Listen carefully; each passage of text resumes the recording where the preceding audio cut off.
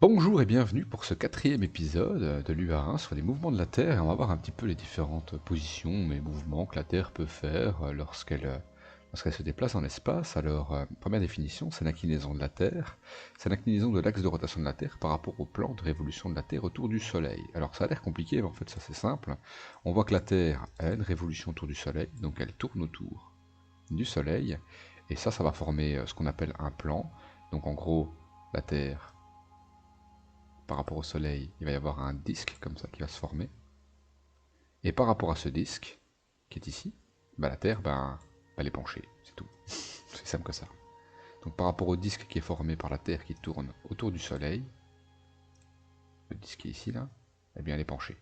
C'est tout. Ça s'appelle l'inclinaison de la Terre. Alors on a aussi la révolution de la Terre. Donc c'est la Terre qui tourne autour du Soleil en 365 jours, 25, ce qui explique les années bissextiles. En hiver, les rayons du Soleil sont ils sont fortement inclinés par rapport au sol, ce qui fait que l'énergie est bien plus dispersée. Si l'énergie est bien plus dispersée, eh bien du coup, il fait moins chaud. Donc le soleil, il est moins chauffé. En été, les rayons du soleil, ils arrivent perpendiculairement par rapport au sol, ce qui veut dire que la surface chauffée est plus petite, donc c'est-à-dire que le sol est plus chauffé. En automne et au printemps, c'est un peu entre les deux, donc les rayons sont légèrement inclinés par rapport au sol, ce qui fait que le soleil, il est moyennement chauffé, on est vraiment dans un état intermédiaire. Alors, si on regarde ici, on voit une personne qui est couchée au milieu d'un champ et on va regarder un peu le chemin du soleil en fonction de l'année. Eh bien, si vous êtes en été, le soleil reste longtemps dans le ciel, on le voit ici, et il monte bien haut. Si vous êtes en hiver, le soleil reste pas longtemps dans le ciel et il reste bas au niveau de l'horizon. Ce qui veut dire que si vous conduisez votre voiture tranquille, vous avez toujours le soleil dans le visage en hiver parce que le soleil est très bas et donc il est toujours en train de vous gêner. Et bien sûr, le printemps et l'automne, c'est entre les deux. Donc là, ici, on est au solstice d'hiver, le soleil va monter jusqu'à l'équinoxe de printemps, puis il va remonter jusqu'au solstice d'été, puis une fois qu'on a passé le solstice d'été, les jours vont raccourcir, on va passer l'équinoxe d'automne, et puis on va repasser vers le solstice d'hiver, puis les jours vont rallonger, on va se rapprocher de l'équinoxe de printemps, et puis de nouveau au solstice d'été, etc., etc. Et comme ça infiniment. Donc le soleil se trouve toujours entre ces deux positions pour chez nous.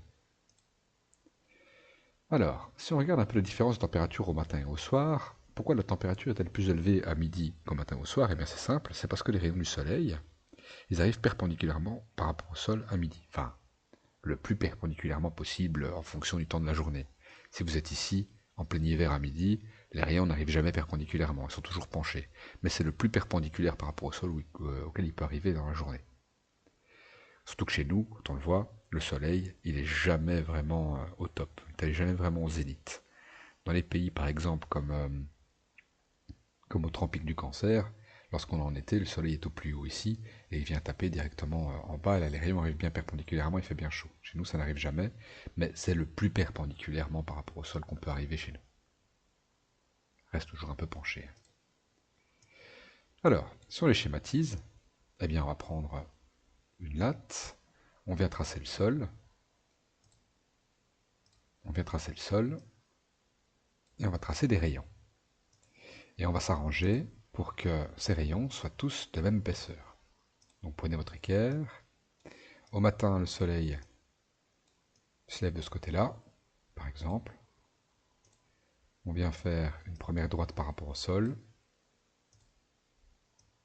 Hop. Je vais faire des rayons de 1 cm. Donc ce que je fais, c'est que je prends mon équerre, je prends la ligne qui est au milieu de l'équerre, qui est ici, et je la mets, et je la mets pile ici. Je vais faire un point à 1 cm. Je vais prendre mon équerre un peu plus loin, je vais refaire un autre point à 1 cm. Et ensuite, je prends mon équerre, et je vais faire une droite qui passe par ces deux points, pour faire une droite parallèle. Hop. Et voilà, j'ai deux droites parallèles. Bon, c'est un petit peu de traviole, mais par PC, c'est pas très précis. On a donc deux droites parallèles qui éclairent une surface qui est ici de 2 cm par exemple. Hop, 2 cm. Je fais le même mais de l'autre côté ce coup-ci. Je retrace le sol. Hop. Cette fois-ci, les rayons arrivent de l'autre côté au soir. trace un premier rayon. Je trace un deuxième rayon à 1 cm. Pour ce faire, je prends mon équerre, la droite du milieu, je la mets pile sur mon rayon lumineux. Autant que je peux. Voilà. Je trace un point à 1 cm. Je fais pareil un peu plus loin. Je trace un point à 1 cm. Et je viens faire une droite qui passe par ces deux points, qui sera donc parallèle au premier rayon. Boum. Ce qui fait qu'ici, ça va chauffer une surface de 2 cm et demi. Donc on a deux droites séparées chacune de 1 cm, mais quand même, ça chauffe une surface qui est plus grande que 1 cm. Maintenant, si on fait un rayon lumineux qui est parallèle par rapport au sol, je trace mon sol, et à 1 cm, je viens faire deux droites séparées l'une de l'autre, donc à 1 cm, je fais deux points. Et je viens faire une perpendiculaire au sol. Voilà. Ce qui fait que j'ai un rayon de 1 cm de large comme les deux autres, sauf que la surface chauffée au sol n'est que de 1 cm.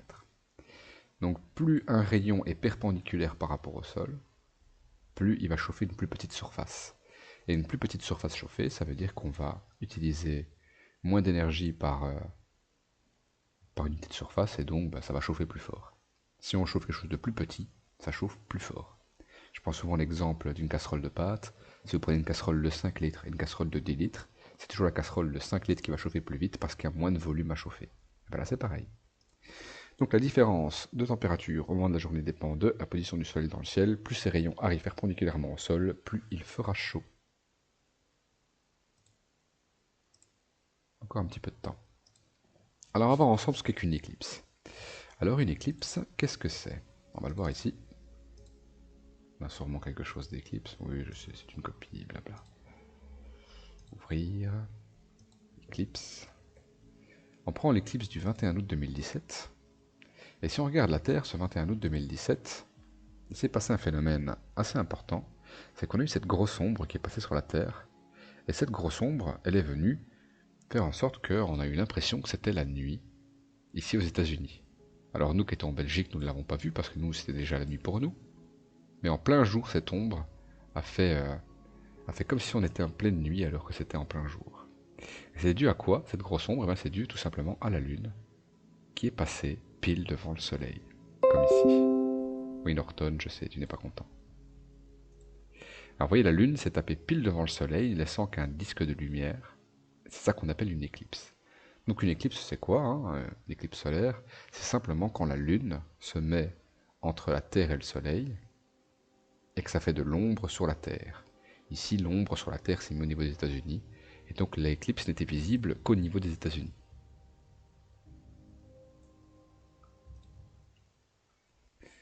Alors, si on doit représenter cette situation-là, qu'est-ce qu'on va faire? Eh bien, tout d'abord, on prend son compas. Hop, on plante la pointe qui pique ici au centre du cadre. On vient mettre la pointe en crayon du compas. Je vais mettre ça de l'autre côté. On met la pointe en crayon du compas sur le bord du cadre. Et on vient tracer le soleil. Alors moi, je le fais en jaune parce que c'est plus joli. Ça, c'est mon soleil. Donc j'ai mon soleil, je vais faire cette fois-ci la Terre, que je vais faire en bleu. La Terre, je vais la mettre ici, au bout du cadre. Voilà. Plus petit que le soleil, bien sûr, mais plus grand que la Lune. Et enfin, à la main levée, parce que vous n'arriverez sûrement pas à faire un si petit cercle avec votre compas, vous venez faire un petit cercle qui représentera la Lune. Donc voilà, j'ai le soleil, j'ai la Lune et j'ai la Terre. On va le noter, soleil, S, Lune, grand L, Terre, grand T. Qu'est-ce qu'il faut faire ensuite? Bien, on prend sa latte ou son équerre. Bon, elle est un peu courte, je vais tricher un peu, hop, voilà. On prend le bas du soleil et le bas de la Lune, et on va venir tracer une droite. Bon, moi, avec mon équerre, c'est pas très évident, donc je vais le faire avec l'outil pour tracer des droites, voilà. Donc je prends le bas du soleil et le bas de la Lune et je viens faire un premier rayon, et je prends le haut du soleil et le haut de la lune, et je viens faire un deuxième rayon. Et qu'est-ce qu'on voit? Eh bien on voit que derrière la lune, il y a un cône d'ombre, que je vais mettre ici en fluo vert par exemple. Et dans ce cône d'ombre de la lune, eh bien là, tous les gens qui vivent à cet endroit sur Terre auront l'impression que c'est la nuit parce que la lune s'est tapée devant le soleil. Tous les gens qui habitent ici verront l'éclipse lunaire, l'éclipse solaire, pardon. Donc là, on peut noter ombre de la lune.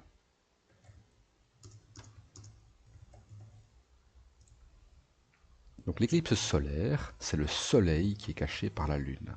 C'est quand la lune se met entre le soleil et la terre et que la lune fait de l'ombre à la terre.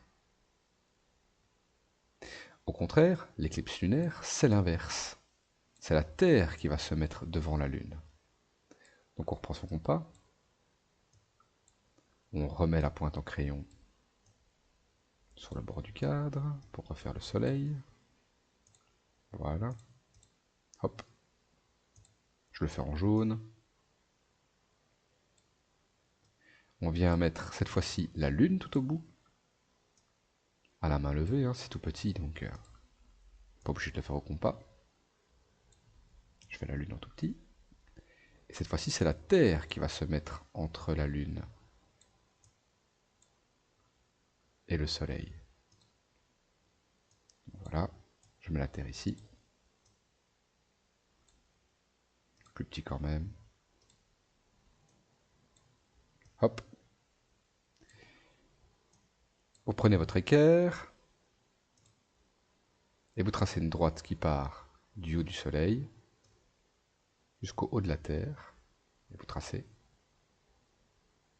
Puis vous faites une deuxième droite qui part du bas du soleil jusqu'au bas de la terre. Et là vous tracez. Et qu'est-ce qu'on voit? Eh bien on voit tout simplement, on va le mettre en gris, on voit tout simplement que la lune, elle est dans l'ombre de la terre.